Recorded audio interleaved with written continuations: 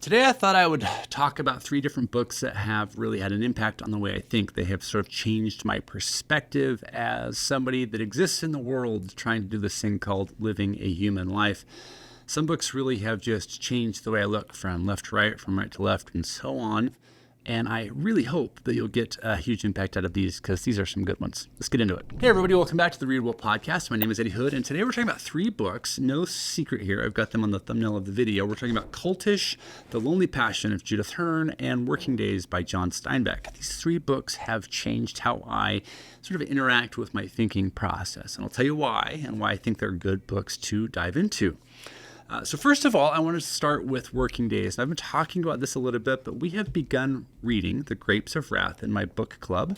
We started on June 17th, just the day previous to this filming, actually. But The Grapes of Wrath is considered one of the greatest, if not the greatest, American novels of all time by many different people. This will be my second time reading it, and it is a fantastic book.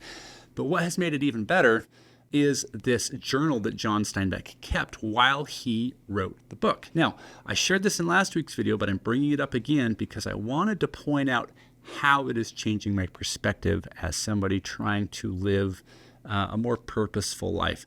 I like to create things, whether it's a podcast, I'm writing a novel right now, I have a bookstore, and so on. All of these creative things that I'm trying to put out into the universe are terrifying. They're absolutely terrifying. I don't really enjoy the act of sort of putting out things that are of my heart. It's a hard thing to do, but reading John Steinbeck's journal has helped me find the courage to do that because this book is filled with his self-doubt, his concern for doing the work well, for being a good artist, for doing something that matters versus just putting things out there. He really wanted The Grapes of Wrath to be good. And as I read this, it reminds me that even the best people like Mr. Steinbeck doubted themselves at times. So I'm going to read a small passage to you from each of these books, actually, and that will help you understand why I've picked them today. So this is from entry number 12, which he wrote on June 11th, 1938. It says, Bob and Mary write that they want to come down. They can't. I am well into this now, speaking of writing The Grapes of Wrath, and nothing is going to be allowed to interfere. When I'm all done, I shall relax, but not until then. My life isn't very long, and I must get one good book written before it ends. The others have been makeshifts, experiments, practices. For the first time, I am working on a real book that is not limited and that will take every bit of experience and thought and feeling that I have. And so, to work. I shared that passage with you because you can hear in his words the sense that he has made a decision that this work is going to need everything from him. He's not going to just sort of dabble in it. He's not going to just give it a try. He's going to put his soul into this. And the bit that sticks out most to me is that my life is not going to be very long. I need to get one good book out. I feel that all the time. Maybe it's because I read the Stoics and I love philosophy. And the concept that life is short and must be lived well is really felt for me as somebody who likes to create things. So yes, Working Days by John Steinbeck. Go ahead and check that out. The second book is The Lonely Passion of Judith Hearn. Now, this is a book that I hadn't heard about until I began working in a community of writers, and this book was suggested to me. The reason why is because it's one of those books that shows just an incredible character arc. Now, the main character, the protagonist, is a woman very set in her ways. She's very opinionated. She's very prejudiced in how she thinks about everything. Her name is Judith Hearn. I know, shocker. But I want to read to you the very first paragraph of this book on page 1 because it paints a really good picture of who Judith Hearn is. It says, the first thing Miss Judith Hearn unpacked in her new lodgings was the silver-framed photograph of her aunt. The place for her aunt, ever since the sad day of the funeral, was on the mantelpiece of whatever bed-sitting room Miss Hearn happened to be living in. And as she put her up now, the photograph eyes were stern and questioning, sharing Miss Hearn's own misgivings about the condition of the bed springs, the shabbiness of the furniture, and the run-down part of Belfast in which the room was situated. Miss Hearn is looking at this new apartment that she's in, and she is not pleased with it. She is above it. She is disgusted by it. She thinks herself better than it and better than the people around her. Now, here's the catch. Miss Hearn, through this book, is living a secret life, one that conflicts with her perfect sense of religious superiority. And that conflict of character is what really sort of drags her down. This is a book that reminds us as readers how important it is to be true to ourselves, to be honest to ourselves, and also to be kind and compassionate to those around us. So it's not a long read. This thing is roughly 220-ish pages long, written beautifully. And I love this cover too. I don't know if you can see it if you're watching this on the YouTube channel. The Lonely Passion of Judith Hearn. It has a floral background.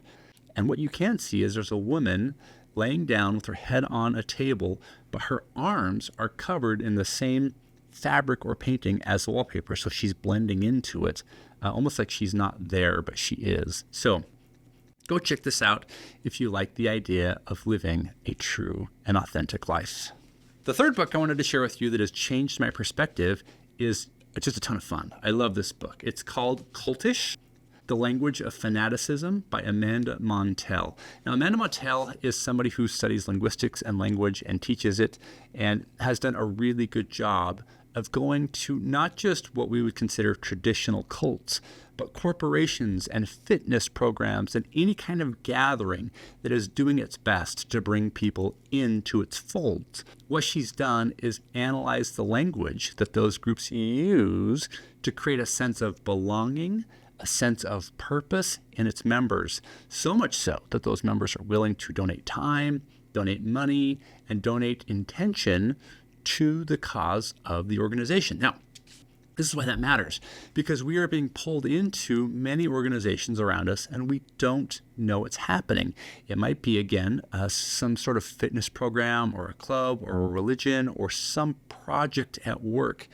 And the people who are organizing that are attracting us by way of language. As an example, she points out that often these groups will turn words like commitment into privilege. So instead of saying your commitment is to do X, Y, or Z, they might say it's a privilege to do X, Y, or Z, thereby framing you into thinking that you're a part of something positive, good, and worth doing.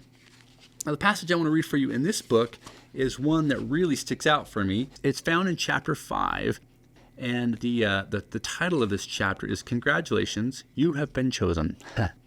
So it says, techniques like us versus them labels, loaded language, and thought-terminating cliches are absolutely crucial in getting people from open, community-minded folks to victims of cultish violence. But importantly, they do not brainwash them, at least not in the way we're taught to think about brainwashing. Jim Jones certainly tried to use language to brainwash his followers.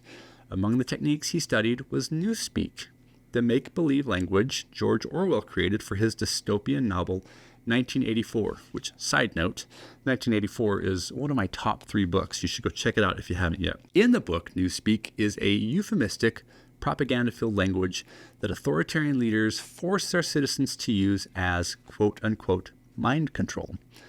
All in newspeak, Jones attempted to mind control his followers by, for example, requiring them to give him daily thanks for good food and work, even though the labor was backbreaking and the food scarce. So what she does is she goes into all of these different organizations and she finds people who are members, either active or who have disassociated, and she speaks with them and she digs into the language. And it's a really humbling look at your own personal life, the language being used on you, and it gives you a chance to analyze that language and start to think for yourself. So those are my 3 books this week as a recommendation. I hope you like them. Just as a reminder, we've got Working Days by John Steinbeck. That is his journal. The Lonely Passion of Judith Hearn, and Cultish by Amanda Montell. Now, if you are liking these books and these channels, or this video, please take a moment just to like the video and subscribe and share it with your friends. I'm doing my best to grow the Readable Podcast community. And until next time, as always, remember to read slowly, take notes, and apply the ideas. Thanks, everybody.